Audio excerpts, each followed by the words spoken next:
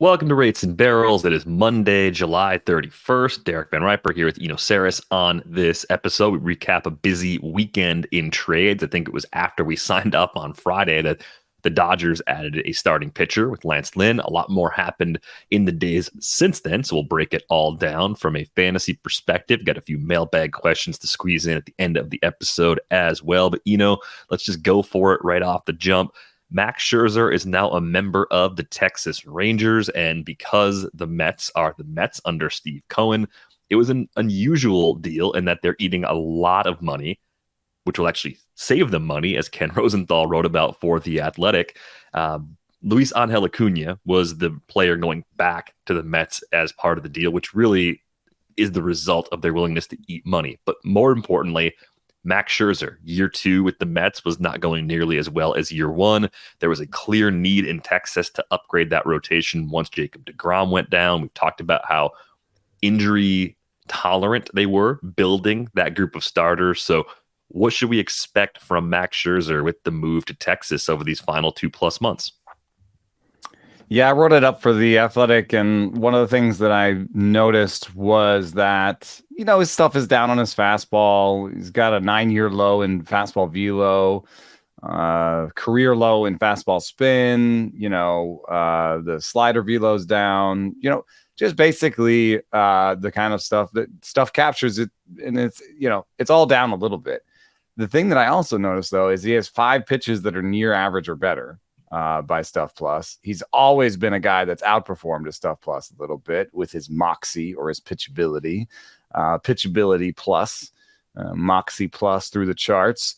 And, he's still, by our projections, a top 15 guy. By most projections, still a really like an upper half number 1. I don't know if I can use the A word anymore. He's right on the cusp between is he an ace or is he a top 15 pitcher? Everyone's got their own definition of ace, and I don't really want to wade in those waters, but I would say that he is the Rangers ace now. And I think it was a good deal. Acuña, I don't think has the batted ball strength to be a star. So I see him a little bit more like their father, Ronald Acuña Sr., who never really hit for a lot of power. And maybe Acuña, Luisangel Acuña, can outdo his father because he has a little bit more defensive value than his father did. His father was an outfielder that just stole a lot of bases and didn't really hit for enough power to be a major league outfielder. I think Acuña may have some trouble, becoming a star, like I said, but people have mentioned Ozzie Albies as a possible outcome. I think Albies had a little bit more power than him in the minors, though. I want to check that real quick. What do you think of Luisangel? I like the comp to Albies. I think Albies just barely predated the quality of contact numbers in the minor leagues that we like to look at right now. I wonder, given how young Albies was for every level he played at, which has been the case for Acuña as well, but Albies is even younger, I would guess we would have been a little underwhelmed by some of those numbers as well, because the in-game power wasn't really there. I mean, Albies in 2016 spent time at AA and AAA, hit 6 home runs in 138 games. Like, that probably didn't come with great exit velo numbers. So, but you're right. I think age is a part of it, because even when he got to the big leagues and we got those numbers that we like, he had bad ones, like 3% barrel rate in his rookie year, 107 max EV. Did not portend a guy who would hit 30 homers in the future, right? And Albies didn't even do the 30 homer thing in the rabbit ball year. He did in 2021. So it's just been growth for Albies. He's been in the league as long as he's has, and he's 26. And he's gone from a 3% barrel rate to a 9% barrel rate. And he's gone from a 107 max EV to a 111 max EV. So, whatever Acuña's doing now, he's 21 and he's holding his own in AA. Actually, a 121 WRC plus is really translates to like a 150 given his age. So, it's a good prospect, and he plays a premium position, and he may end up just being the shortstop if they have to move Lindor over. It's not obvious to me they have to move Lindor over yet, but Brandon Crawford is like the only really recent shortstop that played shortstop past 33. So it may just turn out that Acuña is the heir to shortstop in New York. Yeah, Lindor turns 30 in November. So even if that isn't a move that happens next season, it might not be that far down the road. And remember, he is signed through 2031. So at some point during that contract, Lindor will no longer be a shortstop. And the best defensive alignment for the Mets does not really include McNeil at second, I don't think. So if Acuña comes up and takes second from McNeil, that's a possibility too. I don't really know what to make of Jeff McNeil as a player anymore. And his future. Yeah. Where does he go? Unusual story. A guy that picked up baseball late and then Year the Rabbit Ball, popped to 23 home runs, has not come close to that level of home run output in the time since, but puts a ton of balls in play. The funny thing about Jeff McNeil is that he has to do one more thing to be fantasy relevant, and he's not going to start stealing bases at age 32 next year, right? So I wonder if Jeff McNeil ends up being more of a utility guy on the 2024 Mets and less of a everyday sort of player, right? He's pacing out for 600 plate appearances this year. I would project the under on that if I had to just guess today based on what the roster is likely to become between now and next season. Yeah, and there's a little bit of a platoon risk. This year, he's been really, really poor against lefties. For his career, he's been above average, but that includes all of his good years, and he's much below where he is against righties. So a little bit of platoon risk there for Jeff McNeil. And then the defensive numbers, the Fangraphs ones are decent, but my eye test does not go with that. What are the outs above average on him? Check this out real quick. Let's see. Fielding value on McNeil. Because Fangraphs has him as above average, but I haven't thought that when I've watched him. Here we go. Yeah, okay. It still likes him. So, at least a couple more years at second base. I think he's the primary guy at second base again next year, but I do think that some of the weakness against lefties, maybe he drops in the order against lefties. Maybe they have someone else that comes in and plays against lefties. Yeah, I mean, I guess once Acuña is ready, then they can revisit McNeil's situation, and that could be by this time next year potentially. I mean, it could be pretty. That's quick. How Acuña could break in is the defensive replacement everywhere and starts against lefties, and so it could. If there is a story where Acuña breaks in to the big leagues next year, that's basically his first taste, I bet. Circling back to Scherzer for a moment. If you were in the position of the GMs that have acquired pitching so far, and you had your choice of Scherzer versus Giolito for the rest of the season, I think based on where you said you've got Scherzer projected the rest of the way, he would be the preference, right? He is the guy that you trust more the rest of the way of those two. Yeah, 100%. Yeah, we talked about the Angels' schedule being really difficult too. We'll get to a few trades that they made. I guess the one worrisome thing about Max Scherzer has been the shape of his home run issue this year.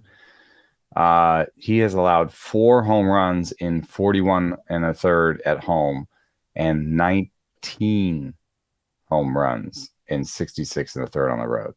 Yeah, this is the worst home run rate we've ever seen from Max Scherzer in the big leagues by a pretty healthy margin. And when you consider how pitcher friendly Citi Field is and how much that split is playing into this, that would be one pretty major concern for him. We've seen this new ballpark in Arlington now for a few years. So I guess we have to look at that and say how much of a park downgrade is it at home for Scherzer making half of his starts in Arlington now? Yeah, I mean, the 3-year factors, which have they been playing there for 3 years, Globe Life? Yes, they have. I think they opened in 2020, if I remember correctly. It's fine overall, a 101 park factor that overall puts them, 12th, 13th, 14th in there somewhere. But by home run park factor, it has a 108, and that puts them in the back end of the top 10. And just to put that up against the Mets have a 94 home run park factor and 19th. And I bet you if I put the 3-year rolling off, it's more aggressive than that. Let me see here. The Mets, where are they? Why don't I see them?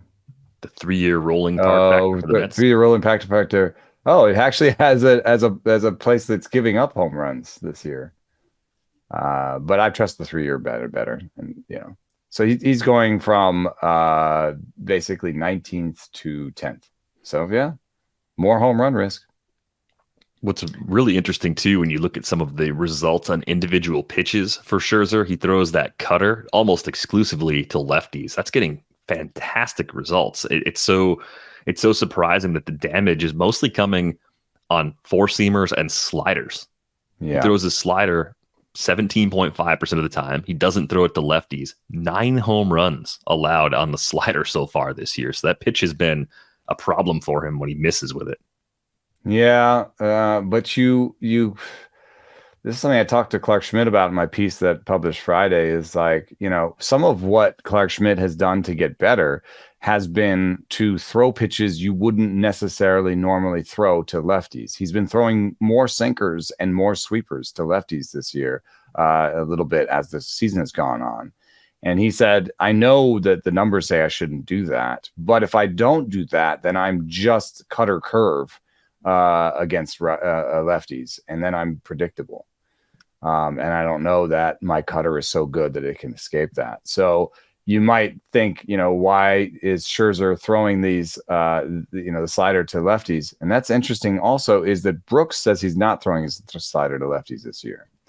Says he's throwing his curve to lefties. I wonder which one is the one that you're saying is getting beat up. No, the slider, he's not throwing to lefties at all. The curve, he is throwing to lefties. Oh, I thought you were saying the slider is getting beat up by lefties. No, I think it's weird that he's only throwing that slider to righties and even throwing it just to same-handed hitters. It's been a big-time problem pitch for the long ball. Yeah. And I wonder, I have to say it, the spin has something to do with this. It's not, I don't think that he's been egregious this year. And this is funny because this year he's been popped for spin stuff. I think it's more like, if you look over the history of his career, there's years where he had a lot more spin. You know what I mean? And so I think that has affected his breaking ball and his four seam the most. And lefties, I'm looking just at lefties right now. Lefties hitting 322, 489 with a 167 ISO and 4 homers off that four seam. They have three homers off the curve. And I think if the slider was any better, he could throw the slider sometimes to lefties just to keep them from identifying the curve really quickly and knowing what it was. You know what I mean? Yeah, I think this is pretty interesting because it actually connects to a mailbag question we received recently. So I'm going to mix that in right here. The question is around how effective velocity impacts different pitches. This question came from Tim.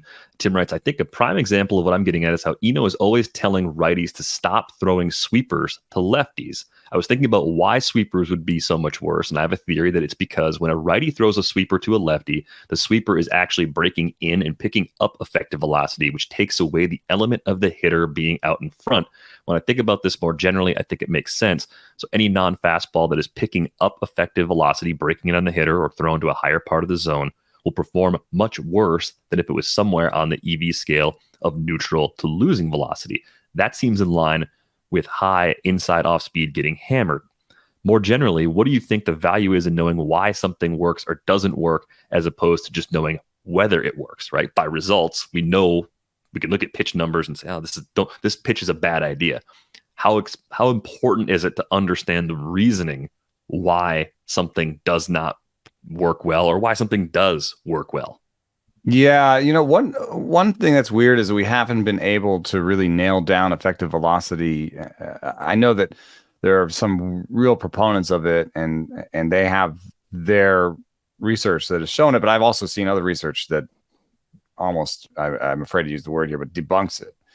And so, but at the same time, I wouldn't say that I believe that effective velocity doesn't exist, because the way I understand it is it's about your eyes and about how you are perceiving pitches, and especially how you are perceiving pitches against each other. And so I just think that, when a righty's throwing a sweeper to a lefty, the lefty can see that pitch forever. You know what I mean? It's just a pitch that is coming along the outside and breaking towards them and is not fast. It's 85, so in terms of raw velocity. So I think they can just see that pitch forever. I do think it's really important to know why that isn't a good pitch, because if you know that it's because they can see it forever, then you throw more backdoor sweepers, right?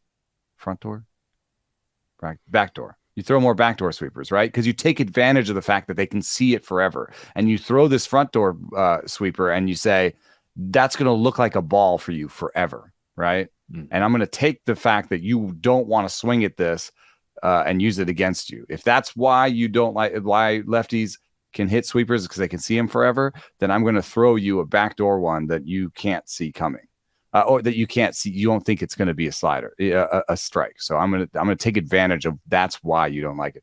If it's because it then looks so different than other pitches, if lefties can spot sweepers because they can spot the release point better, then it has to be, can I throw my sweeper with a different release point? Can I modify that, or can I throw another pitch from the same release point as my sweeper that does something different? You know what I mean? Right. So I think it's really important to know why something doesn't work. And, there are a few reasons in terms of how the pitch looks for the first, 10 feet of trajectory, what the release point looks like, what your mechanics look like, and then how the pitch looks like over its whole trajectory. And all those things kind of come together so maybe for Clark Schmidt, just throwing the sweeper, sometimes backdooring it, sometimes keeping in the back of their heads. I think that just gives him a chance to give them another look. Maybe it pairs well with the sinker. Sinker sweeper is the sinker slider that we used to know and love in the 80s or whatever. So maybe it's just effective enough to just make batters have to think about something else. That's another aspect of pitch mix. Yeah, and we had a pitch mix specific question as well from Henry, so we might as well get this in right now too. Henry writes, I'm not speaking directly about rates and barrels, but I feel like there's a lot of general talk in baseball about pitchers adjusting their pitch mix, improving for a stretch, and then being deemed fixed. Excluding changes to the individual pitchers themselves, like their movement profile, I'm hesitant to believe that simply scrapping a pitch to increase the usage in your arsenal of another really changes your long-term true ability going forward. I can see how it drastically improves short-term results, but isn't that still the same true talent pitcher? Perhaps it's a maximization of skills, but I'm struggling to believe that will lead to major improvements. Is that not a perfect transition to the next pitcher we need to talk about? Pretty much, yeah. I mean, so Lance Lynn, I was reading this to you before this cast started. Lance Lynn, new Dodger, has this line against righties. It might surprise you. 208, 284, 368. He's been whooping righties this year, so you know what's coming. Lefties this year have hit Lance Lynn 338, 401, 636. I mean, that's like an MVP season for every lefty. That's like a Shohei line, dude. Oh my God, it's so bad. So, why did the Dodgers acquire him? Well, you can actually see that Lance Lynn has been changing his pitch mix in the last few games. It's led to more strikeouts and fewer walks, and yet a high ERA because they're still slugging him. And what he's done is he's thrown more cutters, fewer four seams, and more curves against lefties. And that makes sense because the curve against lefties has a 250 batting average with 350 slugging so far. He's thrown 55 of them all year, it says on Brooks. The four seam has a 380, 804 slugging against lefties. But so I think two things are about to happen. The Dodgers are going to get a lot of credit for something that Lynn was already doing. Maybe they exaggerate a little bit even more and maybe throw even more curves and even fewer four seams. And the changeup has a 520 batting average against lefties. Like maybe they turf that changeup and they're like, you are cutter curve. And I want to see a lot of curves. And I want to see you use the four seam as more of a surprise pitch. And that's what this question, I think, is getting at, is there is a relationship with how much teams see a pitch and how much they prepare for it, how much they think about it, what they try to look for, when they're in the AB. And so, there are players out there with bad four seams, pitchers out there with bad four seams that sneak them by, use them just enough, use them in 2-strike counts, use them way above the zone and never in the zone, and get something out of their four seams despite a poor stuff plus or poor shape on it. But it does, I think, in the long term, make me think, well, you're still a bad four seam guy. Kyle Bradish is like this a little bit. I don't know. Maybe he's pushed that four seam far enough to where it's usable. But Bradish is playing the high to four seam game, right? He's like, oh, curve, cutter. Oh, there's a little bit of four seam. It's like, and that's that can work in stretches. But what do you think of him long term is still an open question. And I think what's going to happen with Lynn is he's going to have a better stretch against lefties with the Dodgers. And also, what did you say his schedule was? Oh, his schedule is great. So his Dodgers debut comes at home against Oakland. It's a 2-start week this week. His second turn comes at San Diego. And then next week he gets the Rockies back at Dodger Stadium. So 2 out of those 3 are layups at home.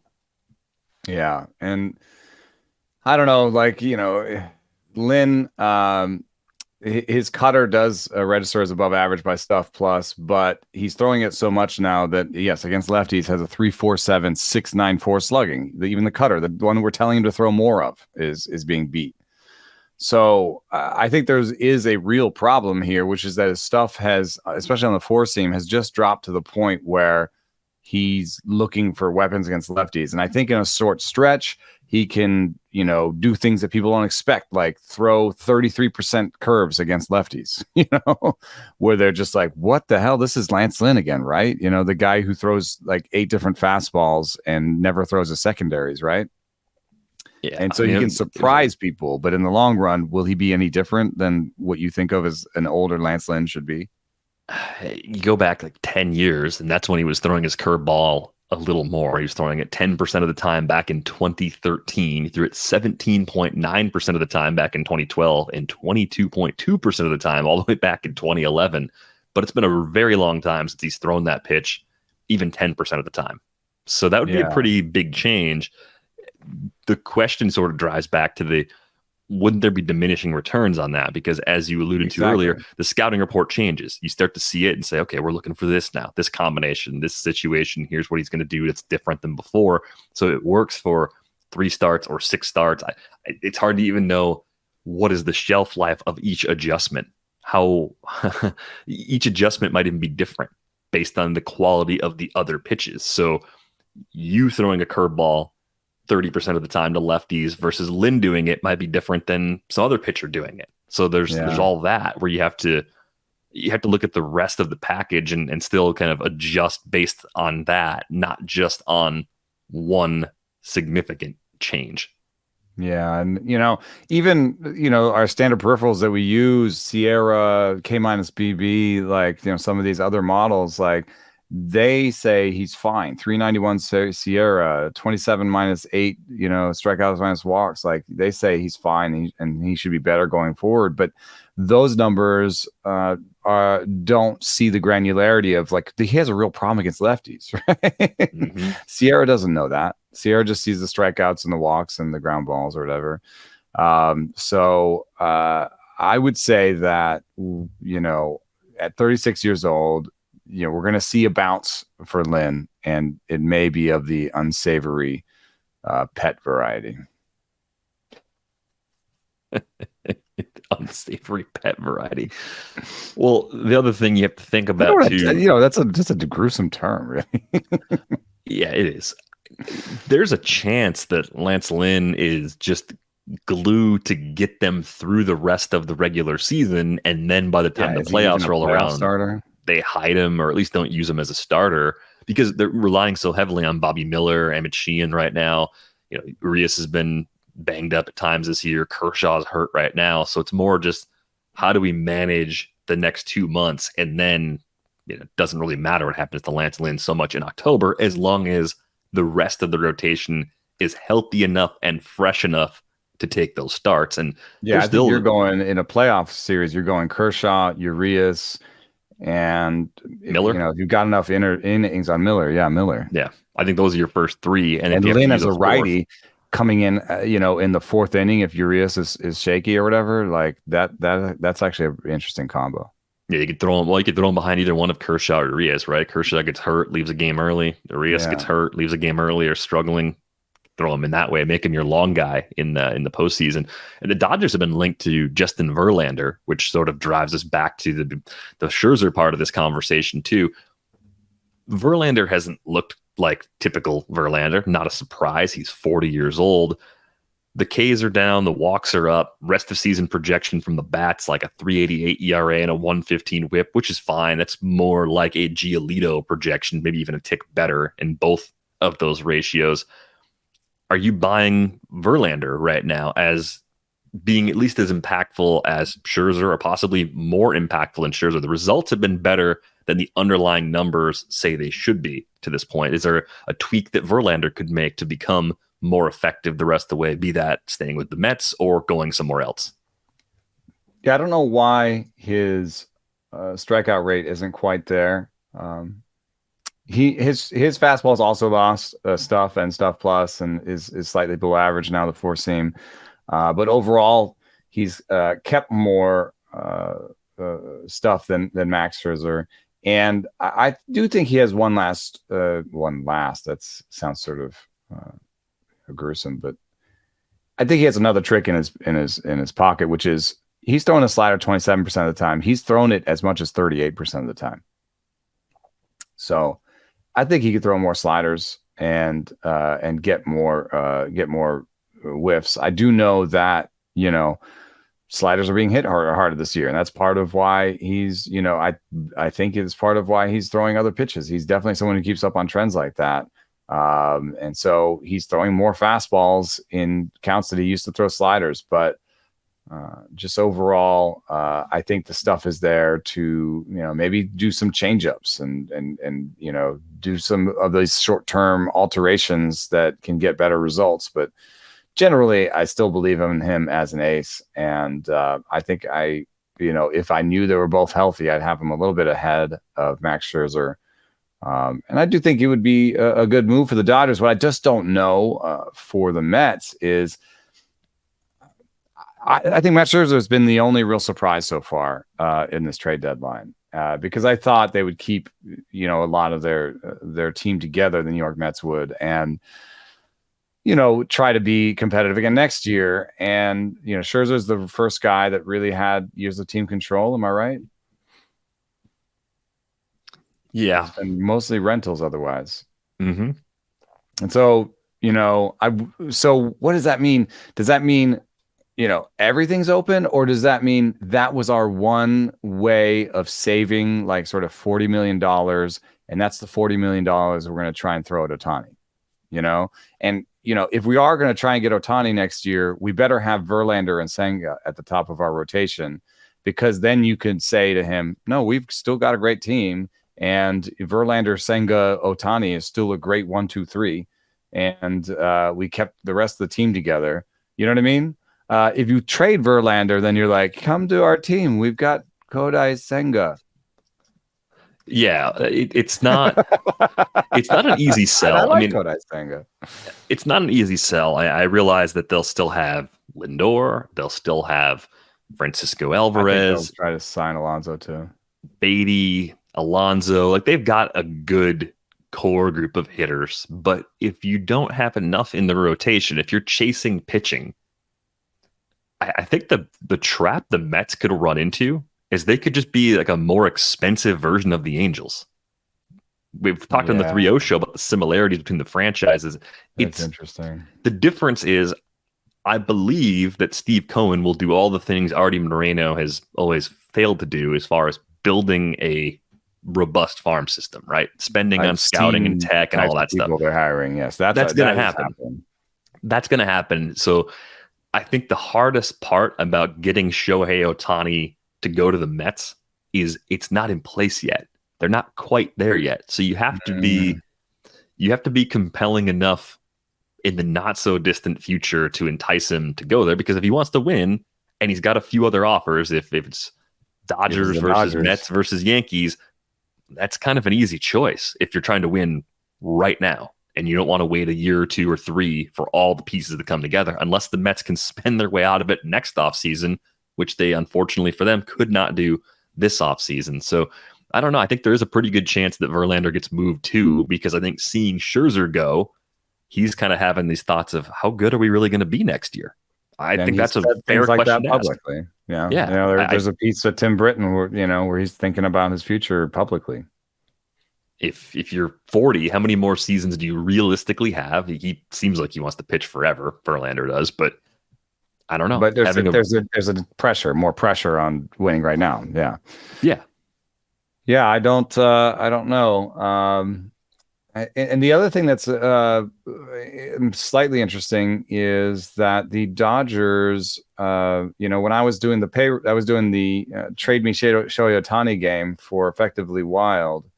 One of the things that I didn't talk about, because I was keeping it for a follow-up phone call if I was going to get one, is that the Dodgers right now are at $251 million for the luxury tax. The next apron is $253. The penalties do get increasingly sharp, and I think the difference between 233 and 253 is something like, it's like a 25% tax on the 233 people, and then it's like a 60% tax on the 253 people, and a 60% tax when you go over. I don't know. So the other hand is, right now, without arbitration salaries, they only have $99 million on the team next year. They lose as free agents Clayton Kershaw. Well, is that a good thing or a bad thing? They replace him with Ohtani. It doesn't make that much of a difference. It matters because he's still good, but I think you just say. But Ohtani wants you to sign Kershaw. Everybody, your entire fan base wants you to sign Kershaw. So I think Kershaw has the standing offer for a 1-year deal with the Dodgers until he decides he's done pitching. Or I think it's almost Texas like or somewhere else. 3 and 60 that he is probably on the table at all times. So I would give him another. I'd put that $20 million back on. Enrique Hernandez is gone. I don't think they're not giving him $10 million. JD Martinez is gone. He's been a useful player for them. David Peralta is gone. Shelby Miller, Jimmy Nelson, Julio Urias is a free agent. So their rotation next year is Bobby Miller led, Tony Gonsolin and Bobby Miller at the top. Right. I think that's where everybody says they're going to get Shohei. It's going to happen. He's going to the Dodgers. He's not going to the Mets. And just thinking about the luxury tax. And they probably at $98 million can sign Clayton Kershaw, can pay for all their arbitration, can sign another starter and sign Shohei and just be back up to like 230, They're in like actually okay financial state. I think they may have to go up one more tier in the tax. I think so, to make all the pieces fit. Well, we'll see. Well, 60% tax on that stuff is that's a fair amount of coin.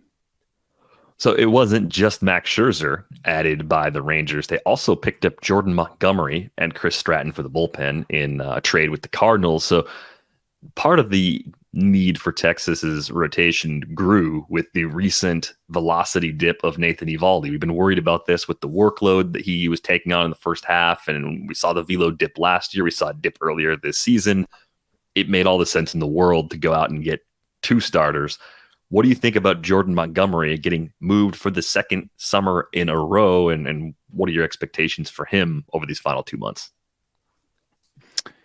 He's fine. He's a guy that throws a fair amount of pitches, commands them well. No pitch. You know what? Sometimes I see this as, in basketball, when you have 5 players on the court, if you have one of those players cannot play defense, the other team is just going to pick on that one player over and over again. And when I look at Montgomery's core pitches, I don't see the one you pick on. You know what I mean? They're all pretty good. None of them is amazing, but they're all pretty good. and he mixes them around. And so I think he's like a 3-4.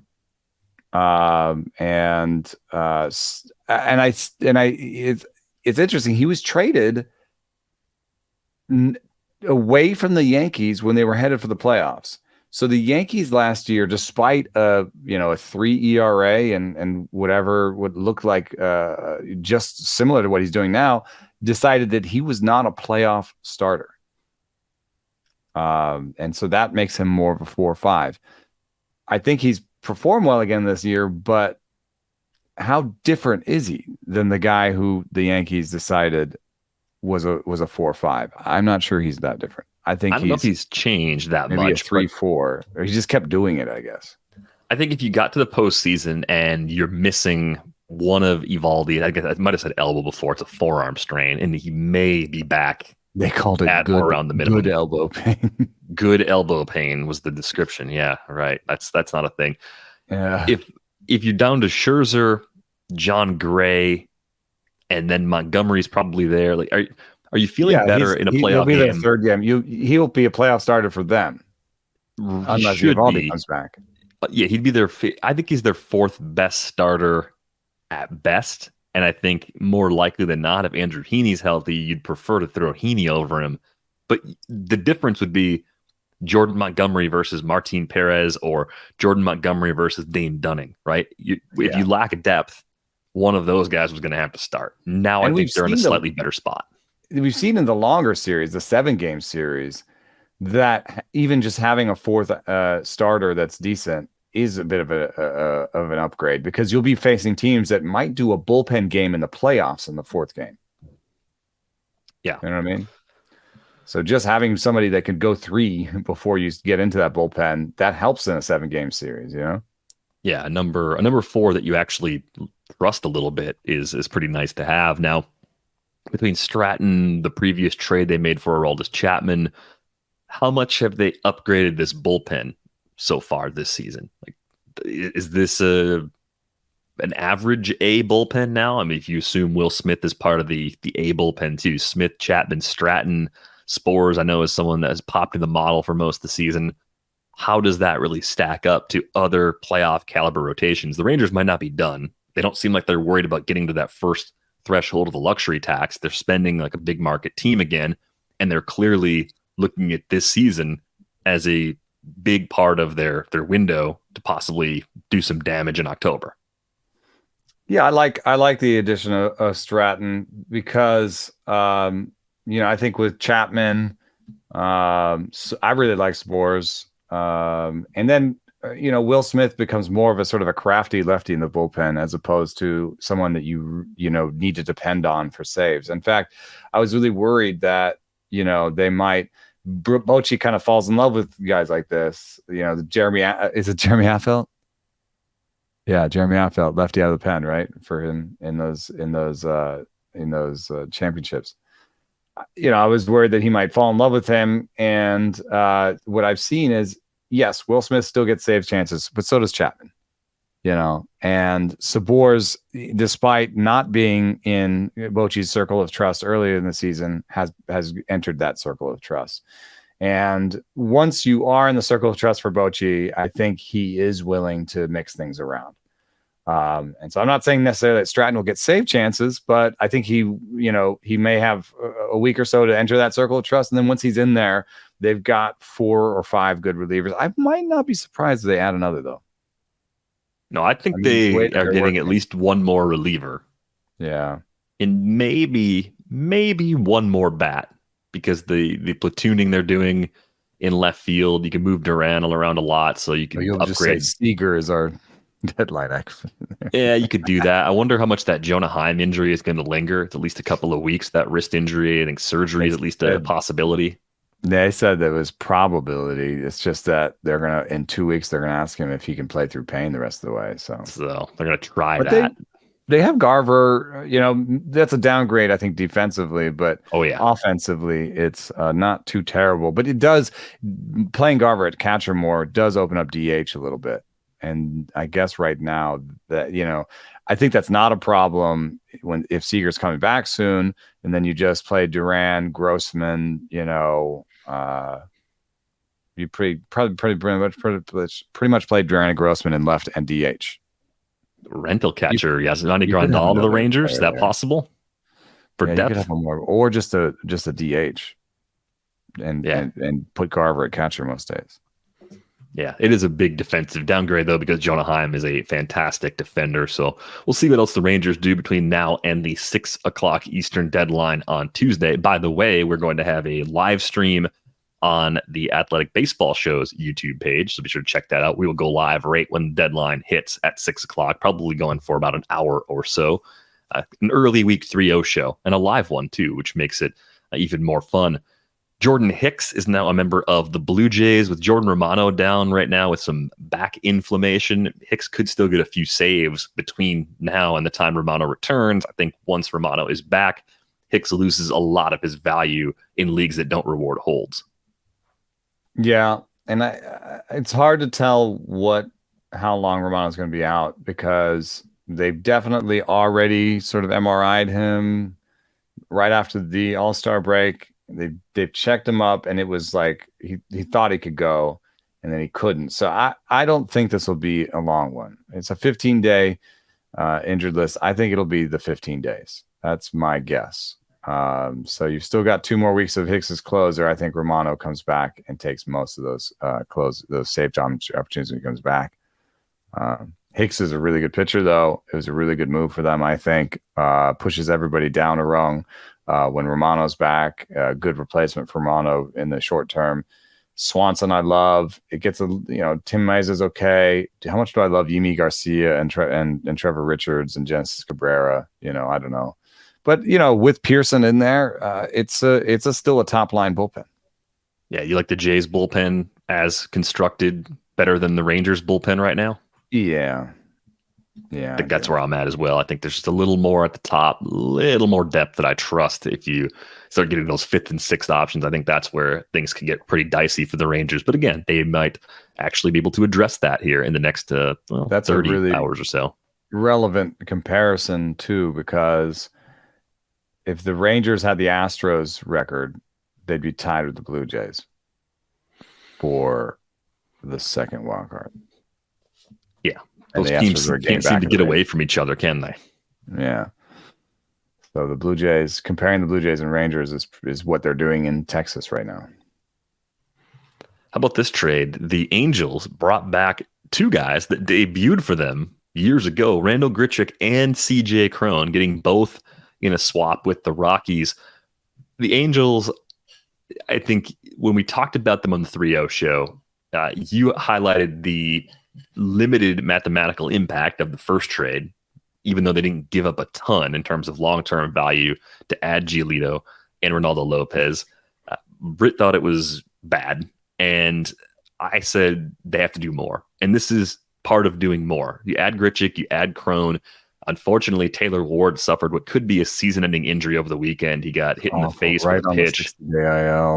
Straight to the 60-day IL. It looked very scary situation. And maybe we'll see him again in late September. Just all the best to him after a really, really gruesome injury over the weekend. But the difficulty of the schedule for the Angels is something that we talked about after that 3-0 show episode. It's legitimately one of the tougher schedules to get through between now and the end of the regular season. But you add two more quality bats to this lineup. Eventually you get Trout back in the equation. We've talked about that might not be that long. And the problem for this Angels team has frequently been depth.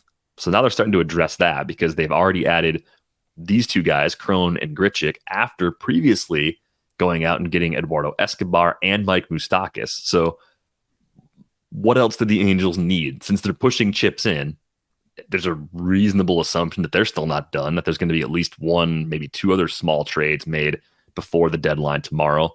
Where else can they get a significant lift?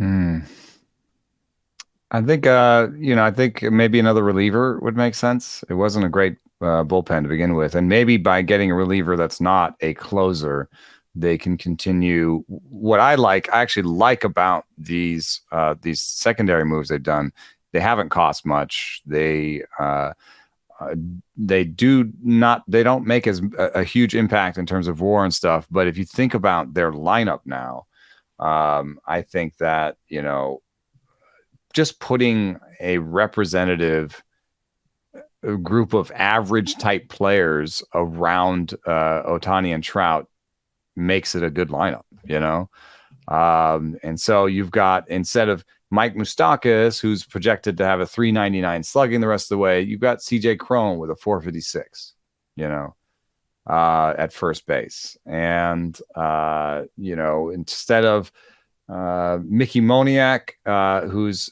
projected to have a 285 OBP the rest of the way, you have Randal Grichuk, who matches him in slugging and has a 308 projected OBP in left field.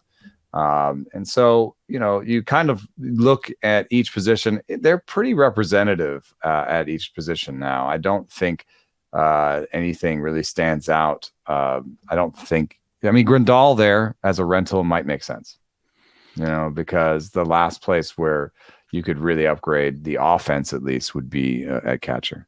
Right. And that Logan O'Hoppe could be back from that labrum, which would be nice if he's the guy he was before he got hurt. I think that's a little bit of a leap coming off of that injury as quickly as he's coming off of it. But yeah, it's another place where I could see Grandal making some sense. Mickey Moniak is doing it right now, playing at a level that we really haven't seen him reach over a third of a season before, right? This is one of his most successful runs as a pro. It's a 155 WRC plus with a 30% K rate and a 3.4% walk rate. So that approach, 26 BABIP, dude. I mean, there's I'm sure that some of getting Grichuk was betting, was assuring themselves against regression for Moniak. Right. And I think you can see it in the splits, even though he's only seen lefties, a couple dozen, 3 dozen times this season. He's doing it against righties. So making sure he stays a platoon guy. Any lefties, yeah. That's really important to making sure that he can sustain something. Even 70% of what he's done so far is still valuable to them. This guy went 1-1 in a draft before. It's not like there's no talent there, but there are still flaws he's working through as a first time, like, prolonged stretch in the big leagues is playing out here. But the Cron addition's a nice one, and Grichuk is solid as kind of your third or fourth outfielder, the way he'll be used as part of this rotation. There's some losers here, though, in these trades, I feel like, at least from a fantasy standpoint. Who are some of the big losers? I think C.J.Cron becomes a platoon player when Brandon Drury comes back. I think Brandon Drury lost out a little bit and has become, through these trades, maybe a versus lefties only guy. Yeah, maybe. I think Moustakas could play a little less potentially. It's almost going to be like, who's playing well. That's, I think, just the general risk is now they've got options at every place. So, and they need to win every game. So they may start making decisions just being like, you're 0 for your last 15. Sorry, dude. And Mike Moustakas is projected so poorly that, I could see him just being keeping the seat warm until Rendon is back, and then maybe not even playing at all. Rendon is just killing me, man. I thought that was one of the easiest bounce back layup good values of the last few seasons, and it has not been anything close to that. It's been brutal. Get the bone bruise? Did he get hit? I don't know. It's awful. I think so. The batted ball quality has just disappeared.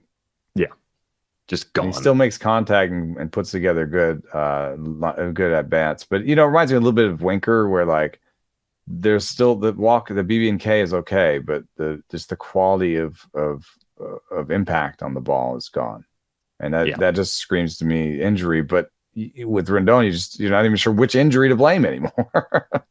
Right. Yeah. It could be multiples. That could be part of why things are so bad. But then coming back from multiple injuries that have caused you to fall off this much, I can't continue to back that, unfortunately. But you can't even bet on Mike Moustakas and against Anthony Rendon because there's still Eduardo Escobar and Brandon Drury. This is starting to become more of a good problem for the Angels to have. Right. I mean, yes, they've put together options at every position, but I think it makes it hard. Like, who do you think starts every game? I think if he's healthy, Neto. And Trout, and Ohtani, and maybe Renfroe. They can't platoon at every spot, so maybe Renfroe's in there every day. yeah, I think you play Renfroe every day. I think that's the right approach as well. And in But your terms of rest of the infield, season projected WOBA, the best are Ohtani, Trout, Rendon, Renfroe, Cron. Cron is interesting. I guess he could just play every day. I think I'm maybe. more worried about Moustakas and Escobar and Rengifo as guys that were playing a lot, especially once Drury comes back. It gets a little more 100%. crowded. So 100%. And Adele's window seems closed. And I think Trey Cabbage, who I was looking at maybe picking up in some leagues, I'm glad I didn't.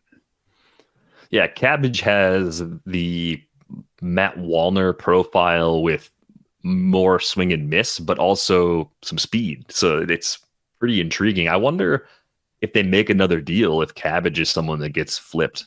You know, if they add another reliever. It's not You're not crazy. contending right Trey now. Cabbage is older than people think. Yeah, he's 26 already. So if At you are a team 26 that's and not taking that long contending, to get here, you're not necessarily a huge asset for the organization, especially with those K rates.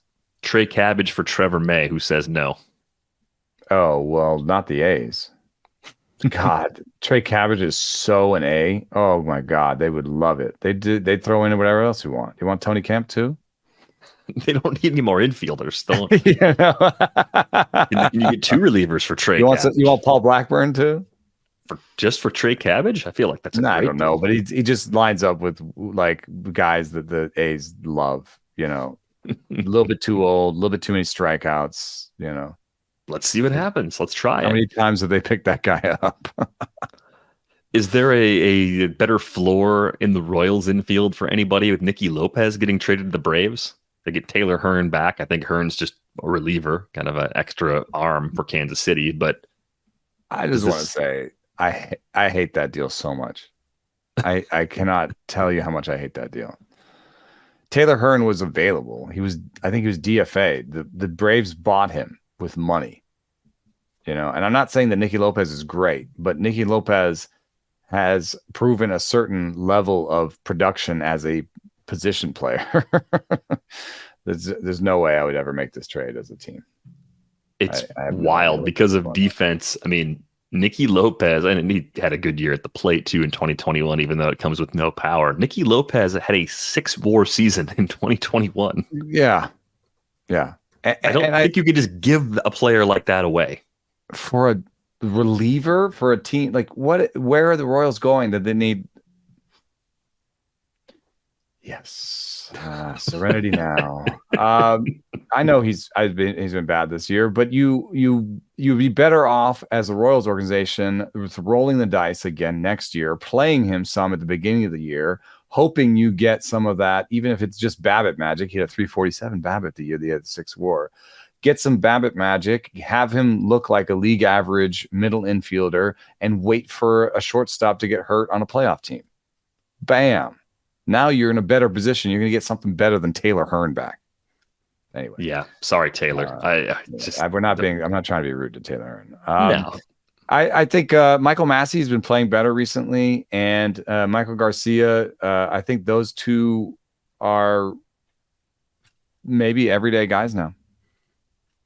Yeah, safer playing time floors.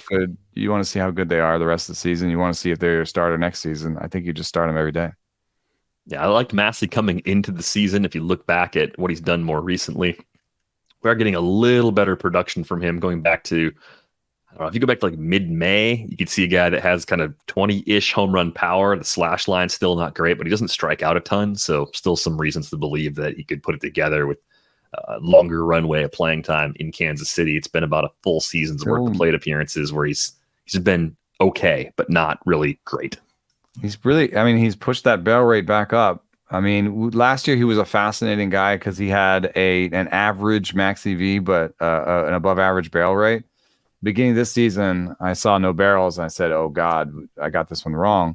He's pushed the max EV up, and he's got a 9.3% barrel rate again. So he actually does have power. I know a 137 ISO this year and a 133 last year doesn't really speak to that. Just some interaction, I think, with the park there. But he does not have zero power. Yeah. And so he is an interesting guy to me. I wonder if, there's been, he said something about, I tried to pull a little less, and he hit like a couple of homers in a couple of days or something. And, he does pull 54% of the time. So there could be some sort of tweak there that could get a little bit more out of him. One more question here before we go, unless we get some breaking news. But this one came from Brandon. Brandon was wondering if we could take a moment to discuss what's going on with JP Sears. Some games he has strikeout stuff, others it seems to disappear. Wondering what Eno's numbers say about him. Ratios have been decent, and he's been a useful play in quality starts leagues, but still makes me nervous more than he should. So what are your thoughts on Sears now that we've got 2/3 of a season now in the books for him at the big league level in Oakland? It's not a lot of velo ups and downs, so I think that's a good sign. It's not like we're watching him get injured or fatigued or whatever. He's managed to stay 93 plus most days, so that's not it. What I'd have noticed is some oscillation in the vertical movement on his slider. So I haven't yet talked to him about this, but I wouldn't be surprised if he's trying to throw two sliders. Because he has a bit of a sweeper action. And in some games, he has a lot of sweep. In some games, he doesn't. I don't know if that's atmospheric or mechanical, or if he is indeed throwing two sliders. The reason I would think that he might throw two sliders is he has a fastball. He has a change that's not really good enough to throw against same-handed guys. So against lefties, he's forcing change. You don't really want to throw a sweeper to lefties.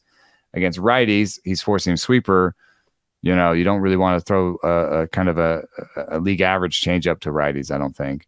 So throwing like a gyro slider or a cutter, there's some flashes of cutter on Brooks, I think would be a good idea. And I wouldn't be surprised if I talked to him right now if he's like, yes, I'm throwing a gyro slider and a sweeper. And if that's the case, then I would say maybe familiarity with these new two pitches. Sometimes he's executing these both of his sliders, and the other team hasn't prepared for them, and then he kind of has a good game. Other teams prepare well for him and have know he's doing this, and maybe he struggles with the execution of the new pitch. So where has he done badly? Houston knowing that he's throwing two sliders doesn't surprise me. Going into Colorado and throwing a sweeper and a gyro slider and them not being prepared for them wouldn't surprise me. So 5 runs allowed to Houston and 1 run allowed in Colorado may fit the narrative I'm spinning here. Yeah, the whip's been outstanding overall. The weird thing is the K rate's down a little bit here so far in the second half. I think if you look at the various splits, JP Sears has been more effective against righties than lefties. Very odd for a left-handed pitcher to have that, but anything can happen over one season. His ERA is more than a half run lower outside of Oakland. Wouldn't have expected that. He gives up homers everywhere. Actually gives up more homers by home run rate at home. Also kind of strange. So there's some stuff here.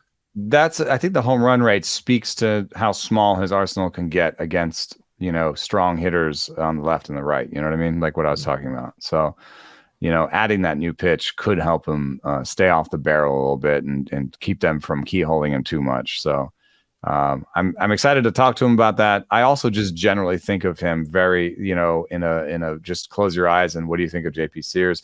I think he's a credible major league starter in a great home park. That's not going to get you wins. He's not maybe a huge keeper asset because he's already 27, but he's also probably undervalued by most people. Yeah, just useful enough in a lot of leagues to use at least more than half the time. You can use him for most of his home starts despite those splits. I would expect those to kind of level out over time. Yeah.